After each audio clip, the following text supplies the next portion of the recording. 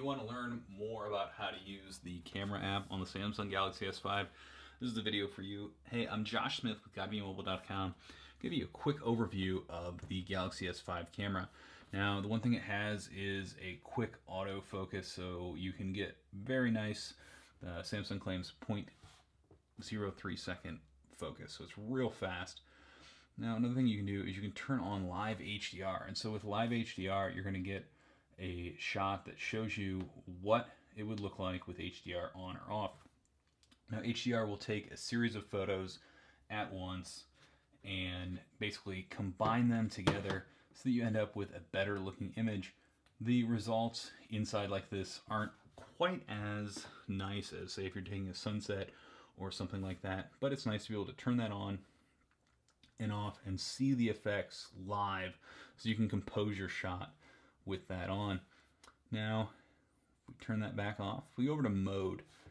If you leave the phone on auto, it's going to pick the best mode out of everything. So for the most part, just leave it on auto. It's going to pick the right thing. If you're going to take a portrait, a close-up of someone, or a selfie, switch over to beauty face, and it's going to tone and tweak the camera so that you end up with something that looks really great, make you look maybe a little bit nicer than you do in real life. I certainly like that. If I go into shot and more, here's where I can see different things that I can do to my photos. And I take a photo, it's going to take a series of photos, and if I hold the camera steady, I can do a few different things. This is where I can choose best photo or best face. Best photo will pick just the absolute best photo out of all of them that it took. Best face will pick the best face photo. There's also a drama shot that can show movement. So if a kid is riding a bike or scoring a soccer goal, I can show 1, 2, 3, 4 different frames as one. Eraser. Say I'm taking a photo of friends in front of the Eiffel Tower or the biggest ball of twine in Kansas, and some goofball walks in the frame. If everything works out right, I can use eraser and pull him out of there. Panning shot down here at the bottom is really cool. Say I'm taking a photo of something that's moving, and I want to show that movement by kind of blurring everything else like you see in some car photos. You can use that, and it's going to show the motion. We can also do panorama, virtual tour, dual camera. This is something that we've seen before. Basically allows us to use the front and rear camera at the same time, and eventually be able to download different types of apps. But again, if you leave that on auto, most of the time is where you're going to get your best shot.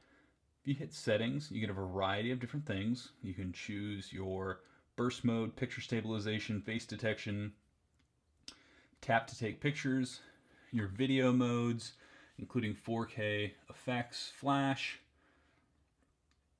And if you check the description, you'll see a link on how to use the remote viewfinder to pair this up with another Samsung device. And I can change a couple different things. I can take pictures using my voice, so I can say cheese or smile, and it'll take a picture. I can adjust the shutter sound. And if you turn face detection on, it's going to track your face. So that's a quick look at the variety of different modes on the Samsung Galaxy S5 camera. The camera is taking really fast pictures.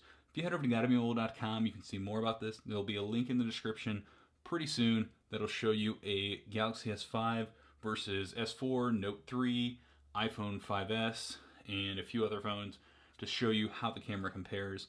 There's also a link down there to the Galaxy S5 tips, tricks, and hidden features, where you can see 50 ways that you can do more with your Galaxy S5. Thanks for watching.